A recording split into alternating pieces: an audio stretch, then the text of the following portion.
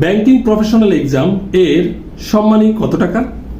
যারা banking professional এক্সামের প্রথম পর্ব উত্তীর্ণ হবে তারা পাবে 35,000 টাকা এবং যারা ব্যাংকিং প্রফেশনাল এক্সাম এর দ্বিতীয় পর্ব উত্তীর্ণ হবে তারা পাবে 50,000 টাকা। ব্যাংকিং প্রফেশনাল এক্সাম উত্তীর্ণ হলে ব্যাংকারদের কি সুবিধা রয়েছে? উত্তর হচ্ছে, ব্যাংকারদের পদোন্নতির ক্ষেত্রে ব্যাংকিং প্রফেশনাল এক্সাম উত্তীর্ণ প্রার্থীরা প্রমোশনের মার্ক পেয়ে থাকে, অর্থাৎ পদোন্নতির ক্ষেত্রে তারা মার্ক পেয়ে থাকে। ব্যাংকিং প্রফেশনাল এক্সাম পরিচালনা করে কোন প্রতিষ্ঠান? উত্তর হচ্ছে ইনস্টিটিউট অফ ব্যাংকার্স বাংলাদেশ। বাংলাদেশে ব্যাংকারদের পেশাগত পরীক্ষা নেওয়ার জন্য যে প্রতিষ্ঠান নিয়োজিত রয়েছে তাকে বলা হয় institute of bankers Bangladesh. Banking professional exam পরীক্ষা বাংলা মাধ্যমে দেওয়া যায় নাকি ইংরেজি মাধ্যমে দিতে হয়? উত্তর হচ্ছে বাংলা মাধ্যম এবং ইংরেজি মাধ্যম উভয় মাধ্যমেই ব্যাংকিং প্রফেশনাল এক্সাম পরীক্ষা দেওয়া যায়। ব্যাংকিং প্রফেশনাল এক্সাম এর বই কোথায় পাওয়া যায়?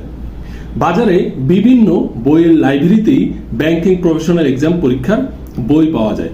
পাশাপাশি আইবিবি বা ইনস্টিটিউট অফ ব্যাংকার্স বাংলাদেশ এর ওয়েবসাইটে ব্যাংকিং প্রফেশনাল এক্সাম এর স্টাডি ম্যাটেরিয়ালও পাওয়া যায়। এছাড়াও ইউটিউব ও ফেসবুকে আপনারা সার্চ দিয়ে ব্যাংকিং প্রফেশনাল এক্সাম পরীক্ষার প্রস্তুতি সংক্রান্ত বিভিন্ন ভিডিও টিউটোরিয়াল পেতে পারেন। সেগুলো দেখেও আপনি ব্যাংকিং প্রফেশনাল এক্সাম বা ব্যাংকিং ডিপ্লোমা পরীক্ষার প্রস্তুতি নিতে পারেন ঘরে বসেই। ব্যাংকিং প্রফেশনাল এক্সাম এই পরীক্ষায় যে 3 ঘন্টা ব্যাপী পরীক্ষা অনুষ্ঠিত হয়, এখানে পাস মার্ক কত? উত্তর হচ্ছে পাস মার্ক 45। মোট মার্ক হচ্ছে 100, অর্থাৎ প্রতি সাবজেক্টে আপনাকে পাস করতে হলে 100 মার্কের মধ্যে 45 মার্ক বা 45% মার্ক পেতে হবে। ব্যাংকিং প্রফেশনাল এক্সাম পরীক্ষা এমসিকিউ না লিখিত? উত্তর হচ্ছে ব্যাংকিং প্রফেশনাল এক্সাম পরীক্ষা লিখিত। আপনাকে রিটেন পরীক্ষা দিতে হবে 3 ঘন্টা ব্যাপী।